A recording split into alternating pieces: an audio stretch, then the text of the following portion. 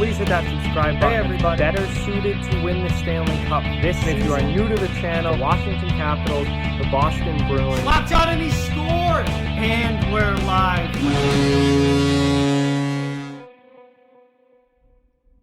Hey everybody, so today we're going to be continuing along with our off-season recap series, and we're going to be looking at the New York Rangers, who are one of the hottest young up-and-coming teams in the NHL right now, so I cannot wait to get into this one. Before we begin, I just ask that you please subscribe if you are new, hit that thumbs up button if you haven't yet. Both of those things help out so much and are very much appreciated. But let's get into it here. The New York Rangers, they are a really young, talented team. They just got the first overall pick in this past draft, so Alexi Lafrenia goes to the Rangers to make them even more dangerous than they already were, and they are going to be a really, really fun team to watch going forward. But let's look into their offseason so far and the moves that they have made. It's been a lot of depth moves for the New York Rangers. Obviously, their biggest addition here is Alexi Lafrenia, drafted first overall in the 2020 draft. He instantly comes in and could be a franchise-changing player for them going forward, and fully expect to see him be an impactful player in the Rangers lineup next season. Other than that, it's really been a lot of depth moves for the Rangers. They haven't made major changes, which I think is a good thing. They don't need to make major changes, but they added Jack Johnson kind of as a bottom pair, seventh defenseman type guy, which I really don't understand why they wanted to do that. Jack Johnson is one of the worst defensemen in the NHL, and he had a horrendous season with the Pittsburgh Penguins last year. That one doesn't make really any sense to me, but Johnson is there now on a one-year deal. Colin Blackwell, depth forward coming in from the Nashville Predators. He could have a chance to play on the fourth line. Anthony Bitetto, another depth defenseman. I think he and Johnson will kind of fight for either the number 6 or the number 7 spot in that lineup. And Kevin Rooney coming in, another depth forward, much like Colin Blackwell. They'll be fringe NHLers who may get a spot on the fourth line, might be extra forwards. As far as subtractions go, there were a few notable ones. Henrik Lundqvist obviously is the big one. Longtime superstar goaltender who is now obviously up there in age, was bought out from the last year of his contract. He's gone to the Washington Capitals on a one-year deal. But Lundqvist, obviously with the duo of Shasturkin and Georgiev fully, set up to be the 1-2 punch, the tandem in goal for the Rangers. Lundqvist was the odd man out, and he has moved on. Jesper Foste is another pretty significant loss. Now, he was never a big point producer, but he was a veteran guy who had been a Ranger for a long time and brought a lot of experience to a very young team. So Jesper Foste goes in free agency and signs with the Carolina Hurricanes. That is definitely going to be a little bit of a loss for the Rangers, coming out of that middle of, third line type guy out of their lineup, but he brought a lot of experience and veteran know-how to that lineup, so it'll be interesting to see how they look without him. I do think, though, they still obviously have Chris Kreider there, who's been a long-time Ranger as well, and will certainly be a leader on that team. And then a couple of depth forwards in Greg McKegg and Boo Nieves. Nieves was very much a borderline NHLer. He never really stuck at the NHL level. He was more of a call-up guy. And Greg McKegg was, pretty much a fourth liner, extra forward on this team. So those are two depth guys that have moved on, but they aren't huge losses for the Rangers. So as far as the additions and subtractions for New York go, it's not really about that with them this year. It's more about the players that they already have, continuing to develop, their young guys continuing to develop. And then it was a big year for restricted free agents, guys that they needed to re-sign, that they were able to get re-signed. The four big ones were Alexander Georgiev, the goaltender. They got him back to play in a tandem with Shasturkin. They brought back Tony DeAngelo. They brought back Brendan Lemieux, and they brought back Ryan Strome. So they got their four major RFAs all re-signed. And that was really what this offseason was all about for the Rangers, was bringing those guys back and still being under the cap.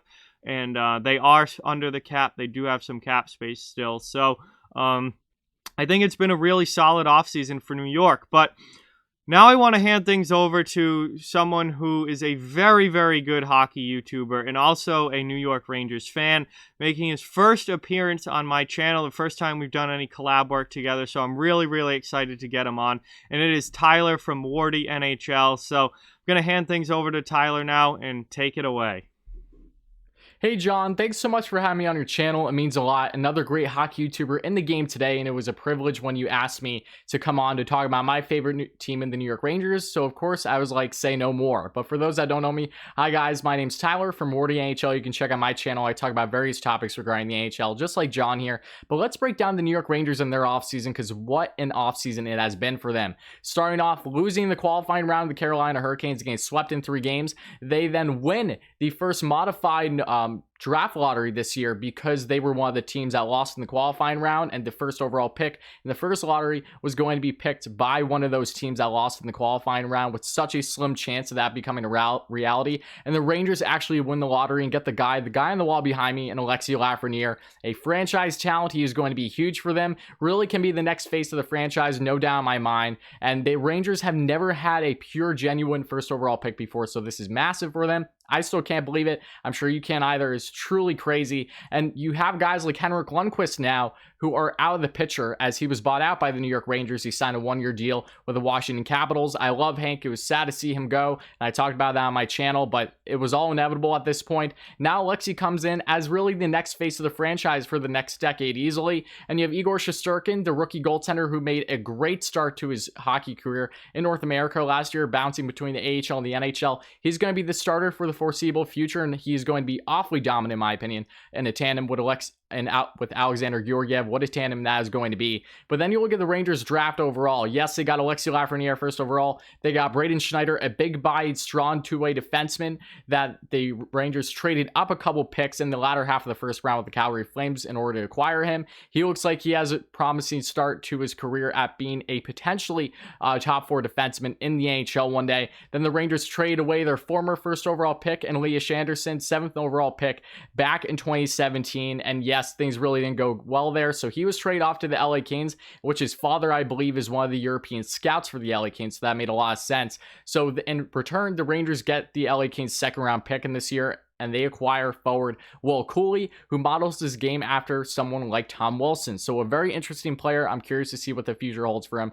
But overall, a really strong draft for the Rangers, and even before that as well, they traded away their veteran defenseman in Mark Stahl, really on a salary dump because they didn't have to retain anything to the Detroit Red Wings. So that freed up a lot of needed cap space that the Rangers have needed in signing their key RFAs. They re-signed all of them with the likes of Alexander Georgiev on a 2-year deal at an AAV, I believe, of $2.25 million. Brendan Lemieux on a 2-year deal at $1.55 AAV. Tony DeAngelo at a 2-year deal at $4.8 million AAV, and Ryan Strome, who is in plenty trade rumors as well as Tony, at a 2-year deal at a $4.5 AAV. So really strong for the Rangers, getting all these guys on smaller contracts, basically bridge deals, at least if they're still an RFA at the end of it, like Brendan Lemieux, for example. But regardless, really strong for them. They didn't do anything flashy in this year's free agency. We know this. And yes, they signed Jack Johnson, arguably the worst defenseman in the league last season for the Penguins. He was vouched in because of the new assistant for the New York Rangers that was just recently hired, Jacques Martin, who was the assistant for the Penguins for a while. He vouched for him, so we'll see what happens there. I don't love that idea, but I'm hoping that he just gets bottom pairing minutes and is also a 7th defenseman. Anything higher than that, it's not going to look great for the Rangers side of things, more than likely. They also signed New York native Anthony Bitetto just to add depth on that defense, a fringe NHL defenseman, doesn't have great analytics either. They signed Kevin Rooney and Colin Blackwell, who will compete for that 4th line spot to help out on the penalty kill as well. We'll see. I think if there's one of those 2 players that will crack the lineup for the Rangers, it'll probably be Kevin Rooney, because he is strong for the most part on the penalty kill, so there is that. But outside of that, the Rangers really didn't do anything in this year's free agency. They just made a lot of AHL signings, nothing flashy at all, and that's fine. But when you look at the Rangers now going forward, they have a very promising future. Their entire team is set up to be successful going into next season.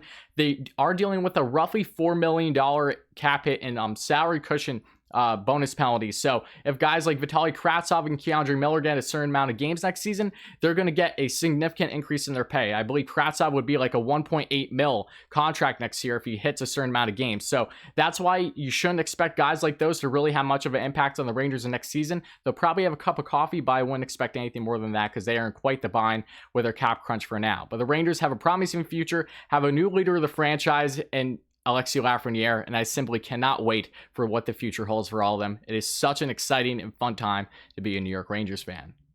Thank you so much to Tyler for coming on the channel. Really, really appreciate it. Really mean a lot if you guys could show him some support.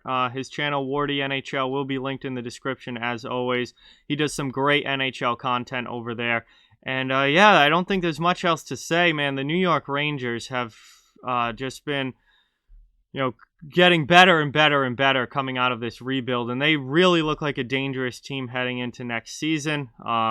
I think they're going to make the playoffs. I think they're going to be, just even better than they were, significantly better than they were last year, this coming season. I mean, you've got Shasturkin in goal, who hopefully for the full year, which I think he can be an Andrei Vasilevsky level goaltender and just become one of the best goalies in the league over the next few seasons. He's so talented in net. They've got so much firepower up front. And for this offseason, it wasn't really about adding new players to the Rangers lineup. It was more about filling out the depth, which they've done. I don't really, obviously the Jack Johnson move kind of has me scratching my head, but their other depth moves I think were good. And they filled out the depth of that team. And it's more about just taking what they already had and letting them grow and letting those young guys get another year of experience under their belt, another year of development under their belt, and just becoming better players. And now you add Lafreniere to the mix. You've got, Capo Caco, another year older. If Ryan Strome can have a year like he did last year, you've got a legit number 2 center again. And then you've got obviously Panarin and Zibanejad, who are the superstars right now up front. There's just so much talent on this team. There's a lot of young talent on this team. You've got Adam Fox on the back end, who no one really talks about. He's one of the best young defensemen in the game. Ryan Lindgren is another guy who doesn't really get any fanfare at all, but is one of the best defensive defensemen, young guys in the game, as far as just being a future shutdown D-man. Trouba needs to have a better year. Jacob Trouba did not have a great season last year. He needs to be better. But, I mean, Tony DeAngelo had a monster season last year. If he can do anything like that again, they're going to be fine on the back end. This is just a team that continues to get better, continues to grow, continues to develop.